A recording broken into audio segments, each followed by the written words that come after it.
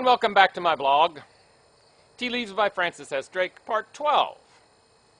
A proclamation from the governor was brought into the meeting by Sheriff Greenleaf, which he begged leave of the moderator to read. Objection was made, but at the suggestion of Samuel Adams, the meeting consented to hear it. The governor charged that the meeting of the previous day openly violated, defied, and set at naught the good and wholesome laws of the province. And as great numbers were again assembled for like purposes, I warn, he said, exhort and require you, and each of you, thus unlawfully assembled, forthwith to disperse, and to surcease all further unlawful proceedings at your peril.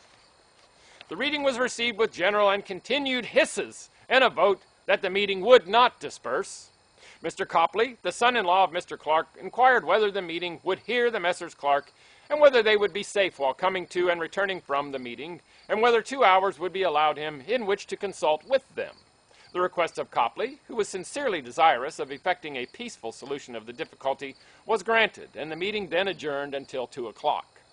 The proceedings of this afternoon, briefly stated, were the promise of Roch, the owner, and Hall, the captain, of the Dartmouth, and the owners of the 2 other vessels expected with teas, that article should not be landed, but should go back in the same ships, and the apology of Mr. Copley for the time he had taken, he having been obliged to go to the castle, where the consignees decided that it would be inexpedient for them to attend the meeting, but added to their former proposal that the tea should be submitted to the inspection of a committee, and also saying that as they had not been active in introducing the tea, they should do nothing to obstruct the people in returning it. This was voted unsatisfactory. Resolves were then passed to the effect that all who imported tea were enemies to the country, that its landing and sale should be prevented, and that the tea should be returned to the place whence it came. And the meeting also voted to send these resolves to every seaport in the colonies and to England.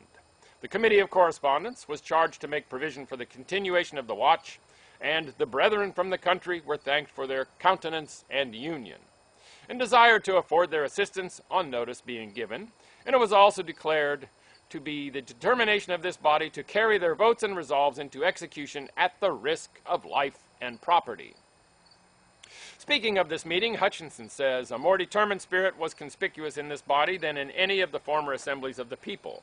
It was composed of the lowest as well, and probably in as great proportion as of the superior ranks and orders, and all had an equal voice. No eccentric or irregular motions were suffered to take place. All seemed to have been the plan of a few. It may be of a single person. And in a private letter dated December 11th, Hutchinson writes, while the rabble was together in one place, I was in another, not far distant, with His Majesty's council, urging them to join with me in some measure to break up this unlawful assembly, but to no purpose. I hope the consignees will continue firm, and should not have the least doubt of it, if it was not for the solicitation of the friends of Mr. Clark. If they go the lengths they threaten, I shall be obliged to retire to the castle, as I cannot otherwise make any exertions in support of the king's authority. The Committee of Correspondence omitted no step that prudence or caution could suggest to carry out the determination of the town. A letter from Philadelphia, just then received, said, our tea consignees have all resigned, and you need not fear. The tea will not be landed here, nor at New York. All that we fear is that you will shrink at Boston. May God give you virtue enough to save the liberties of your country.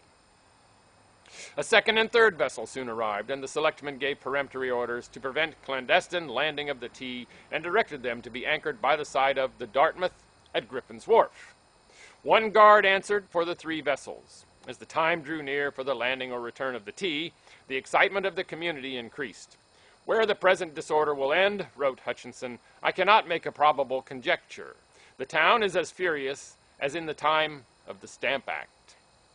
The flame is kindled, so wrote the wife of John Adams, and like lightning it catches from soul to soul.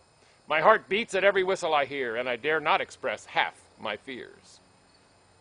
20 days after her arrival in the port, a vessel was liable to seizure for the non-payment of duties on articles imported in her, nor on landing a portion of her cargo could she be legally cleared. On official advice from the governor to Colonel Leslie, commander of the castle, and Admiral Montague, the latter ordered the ships of war Active and Kingfisher to guard the passages to the sea and permit no unauthorized vessels to pass. The Patriots, said Hutchinson, now found themselves in a web of inextricable difficulties. But where there is a will, there is a way, and the Patriots had more resources than the governor dreamed of. Roch, the owner of the Dartmouth, was summoned before the committee December 11 and was asked by Samuel Adams, the chairman, why he had not kept his pledge to send his vessel and tea back to London. He replied that it was out of his power to do so. He was advised to apply for a clearance and a pass. The ship must go, said Adams. The people of Boston and the neighboring towns absolutely require and expect it. The journals of the day are filled with items concerning the tea question. Little else was now thought of. They contained the resolves of the Massachusetts towns, encouraging Boston to stand firm and assuring her of their support, and accounts from Philadelphia and New York of the determination to nullify the Tea Act and of the declination of the consignees in the latter place. End of part 12. More tomorrow.